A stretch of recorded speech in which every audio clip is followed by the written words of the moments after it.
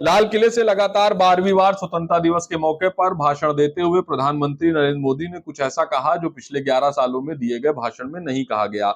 इस दौरान पीएम ने राष्ट्रीय स्वयंसेवक संघ का जिक्र करते हुए उसे दुनिया का सबसे बड़ा एनजीओ बताया और संघ की 100 साल की यात्रा की तारीफ की।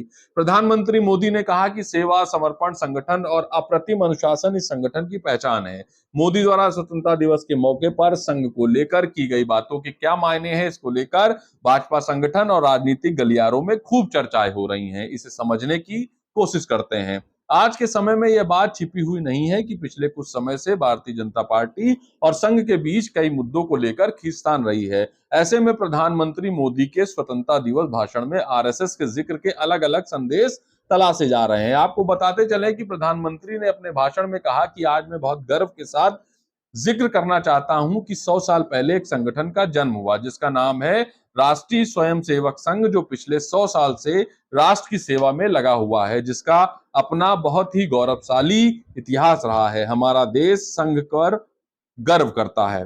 पिछले कुछ समय से यह माना जा रहा है कि बीजेपी और संघ के बीच रिश्ते सामान्य नहीं है। साल 2024 के लोकसभा चुनाव में बीजेपी के बहुमत हासिल न कर पाने के पीछे बड़ी वजह यह मानी गई कि संघ ने बीजेपी के लिए उस तरह से जमीन पर काम नहीं किया जिसकी उम्मीद बीजेपी को थी।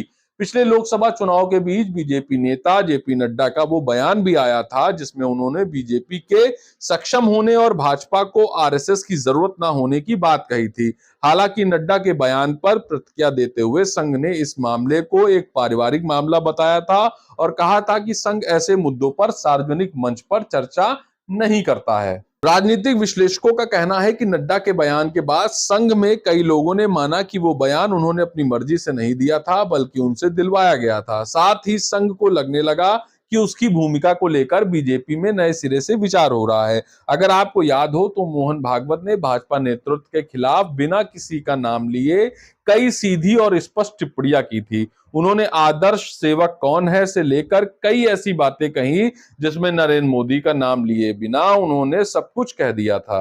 लोकसभा नतीजों के बाद जब बीजेपी की सीटें घटी तो फिर एक बार संघ से रिश्ते सुधारने की कोशिश की गई। इसके बाद ही बीजेपी और आरएसएस के बीच सुलह का माहौल बना। जिस तरह का समन्वय हुआ उसका नतीजा हरियाणा, महाराष्ट्र और दिल्ली के चुनाव में दिखाई दिया। फिर सवाल वही उठता है कि स्वतंत्रता दिवस भाषण में संघ की तारीफ के पीछे मोदी की क्या मंशा हो सकती है। समझिए, पीएम मोदी के आरएसएस के साथ खट्टे मीठे रिश्ते हैं। पिछले सालों में जो भी स्वतंत्रता दिवस भाषण हुए उसमें मोदी ने आरएसएस का जिक्र नहीं किया। एक तरह से आरएसएस का जो समर्थन है उसे टेकन फॉर ग्रांटेड ले लिया गया था। मोदी को लगता था कि उनकी बोलने की कला, आकर्षण शक्ति और संगठन बनाने की योग्यता पर कोई सवाल नहीं उठा सकता। लेकिन पिछले लोकसभा चुनाव में आरएसएस ने सबक सिखाया, क्योंकि ये देखा गया कि आरएसएस के जो कार्यकर्ता सालों से जमीन स्तर पर सक्रिय थे, उन्होंने उतना जोश नहीं दिखाया जितना चुनाव में संघ दिखाता था। संघ के व्यवहार बदलाव के बाद मोदी ने रिश्ते सुधारने की कोशिश की। मसलन जाति जनगणना की घोषणा करने के एक दिन पहले उन्होंने मोहन भागवत से मुलाकात की और उसके बाद एक तरह से उनका ग्रीन सिग्नल मिलने पर ही उसका ऐलान किया गया। स्वतंत्रता दिवस भाषण में संघ की तारीफ को समझने के लिए बीते कुछ सालों की पृष्ठभूमि को समझना भी जरूरी है।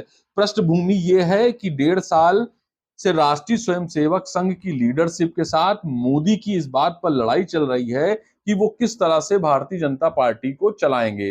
क्या वो बीजेपी को एक निरंकुश, सत्तावादी या एक तरफा तरीके से चलाएंगे, या उस तरह से चलाएंगे जैसे बीजेपी पहले चलती थी, जिसमें आम सहमति पर जोर दिया जाता था। आज तक के इतिहास में पहली बार इतने लंबे वक्त तक पार्टी अध्यक्ष का चुनाव नहीं हुआ है। आप उसके बारे में जिक्र भी नहीं करते क्योंकि राष्ट्रीय स्वयंसेवक संघ के साथ उस मुद्दे पर दिक्कत चल रही है। बीजेपी काम करने की आजादी चाहती है, संघ कहता है कि आम सहमति से काम करना चाहिए। अब उपराष्ट्रपति का चयन होना है, संघ की यह उम्मीद रहेगी कि उनसे परामर्श किया जाए या कम से कम उन्हें कुछ नाम सुझाए जाए। इसी बीच पीएम मोदी का संघ की तारीफ करना इन सब मुद्दों को संतुलन में लाने की कोशिश मानी जा रही है। ये ऐसा प्रतीत होता है कि मैं अपना बॉस खुद बनूंगा, लेकिन बदले में मैं एक सार्वजनिक मंच से तुम्हारी तारीफ करके थोड़ी रियायत करूंगा।